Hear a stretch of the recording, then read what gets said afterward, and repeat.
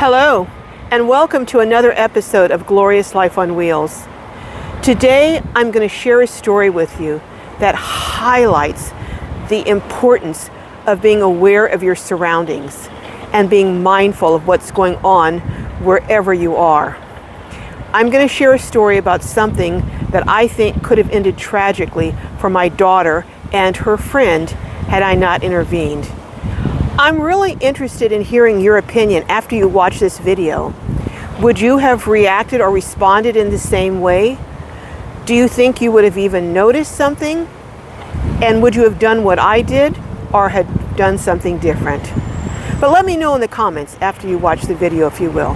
Meanwhile, come on, and I'm going to tell you about this situation where I think my being mindful of circumstances could have saved my daughter and her friend from becoming victims.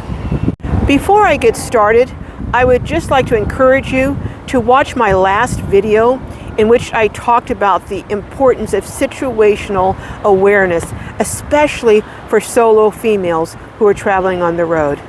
But you know what? Let's go ahead and get started, and I'm going to tell you what happened. Those of you who have watched me for a while know that I have a daughter who requires more supervision than the typical kid. I'm not going to go into all those reasons, but let's just say that she does. Well, she's becoming a young adult, so naturally she wants more freedom, and she wants to be able to do things that other young people her age do. And I want her to be able to be self-sufficient because I'm 71. So I need to make sure that I've helped her and guided her so she can take care of herself when I'm not here.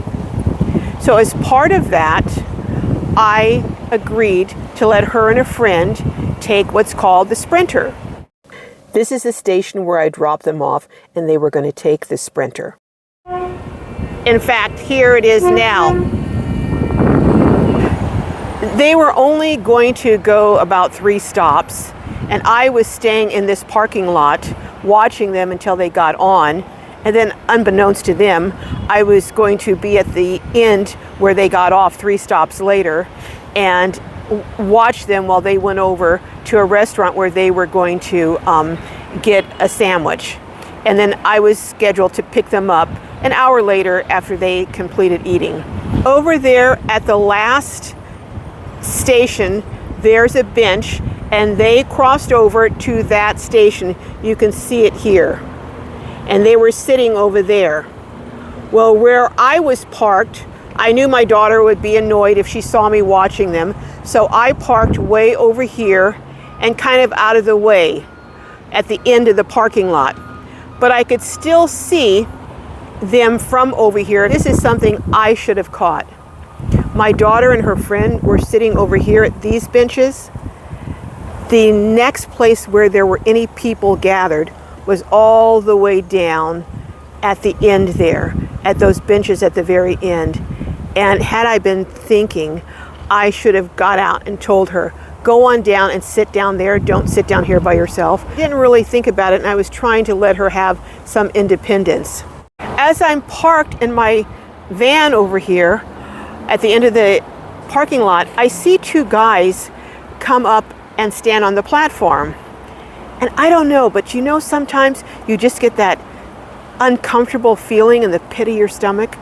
I immediately had that feeling about these 2 guys. One of the guys had a massive pit bull.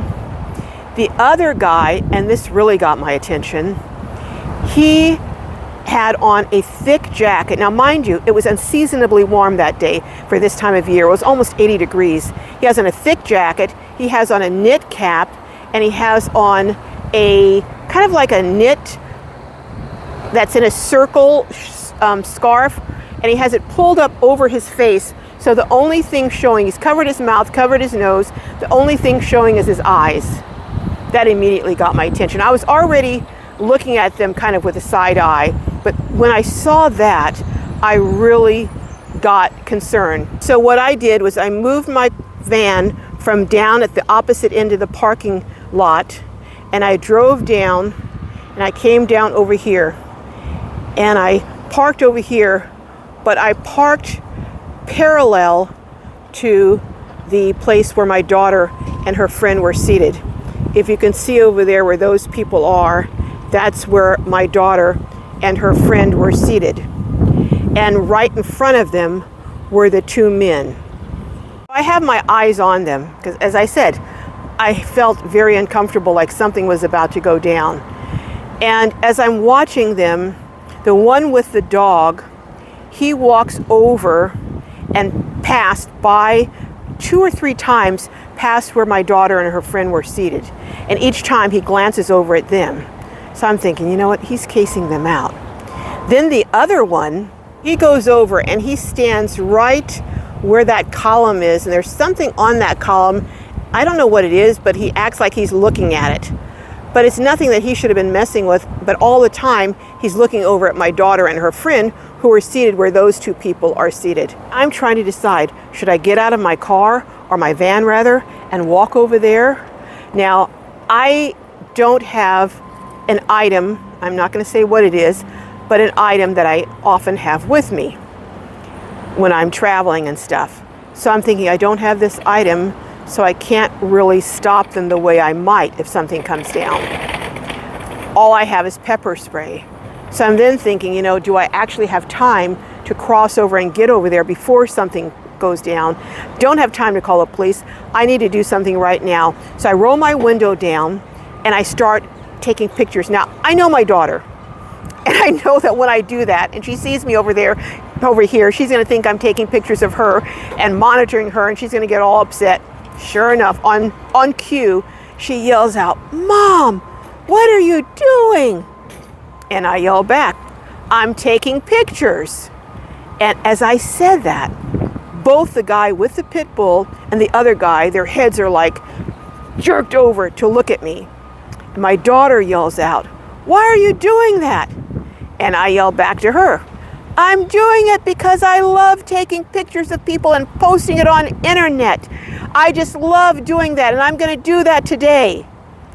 So now, these two guys who have maintained their distance, acting like they've never seen each other, they're strangers, all of a sudden, they huddle together and they start talking. One of them, the one with the pit bulls, he's looking over at me, mad dogging me, right? Well, I'm mad dogging this sucker right back. And without saying it, I'm saying to him, "Yeah, I got your face and I got it on camera. So anything you do, the whole world's going to see." And he got that message pretty clearly. So he looks at the other guy. The other guy immediately pulls down the mask that he's got on, looks over at me. He picks up a bag that he has and he heads off the platform and walks onto the street, and he's gone. Now the other guy, I think he's still trying to figure out, is there some way I can salvage this? I can still do something to these two. But he finally realized that if he did, his whole face is going to be plastered across the internet, because I had a great shot of his full face. So he gives one more glance over at me, picks up his bag, takes his dog, and he exits. Now, do you think I was being paranoid? I don't. I'm pretty certain that they had something planned based on their furtive actions. They're staying apart, pretending not to know each other, then walking back and forth in front of my daughter and her friend. I'm curious, what would you have done if you were in that situation? Would you have gotten out and gone over onto the platform? Would you have done what I did? Would you have done something else? That's what I thought. That's the quickest response I could have, and what I thought would deter them from doing anything, and it did. But again, it was about situational awareness. Like I said, I should have recognized when my daughter and her friends sat down there and told them, "Go down there and stand with other people." But I didn't. I just wasn't thinking that any harm would come their way. But I was wrong. I did kind of debrief my daughter after I picked her up. And I asked her, I said, "Did you notice those two guys that were standing there near you and your friend?" She goes, "Oh yeah, Mommy, I saw them. One of them was a robber." I was like, okay, well, that's good and that's bad. It's good that she saw that he was possibly a bad person, but it's bad that she didn't do anything about it. So I asked her, I said, "Well, when you saw him and you thought he was a robber, because she said, yeah, Mom, he was wearing a mask, he's a robber. I said, why didn't you get up and move? She said, well, he wasn't going to do anything to me, Mommy. And I thought, wow, how often do we see things and we see, this is not a good situation, but nothing's going to happen. Nothing's going to happen to me. And we miscalculate. So, of course, that let me know, which I already know, but it just reinforced that there's a lot more learning that needs to go forward. And I would encourage you, as sad as it is, kids have to be taught to jump onto the ground at school, to dive under tables, to run and hide in closets. It's terrible, but it's the reality of the world we live in. And so I would encourage you, if you have kids or grandkids, to teach them about situational awareness and to teach them about listening to that voice inside of them that says something's wrong, and to do something, not just say, oh, something's wrong, but to do something. Talked with my daughter at length, and I said, you know what? Anytime you see someone and you think it's a bad person, get away from them. Don't stand near them. Don't stay near them. Anytime you have that feeling, this seems a little odd, this seems unusual, this seems strange, don't stay there. Move away. But you know what? It's a work in progress. Even us mature adults sometimes don't listen to that voice inside of us. I hope this has shared something that will help you to be more mindful and more aware of your surroundings when you're out and about. All right. Love each and every one of you.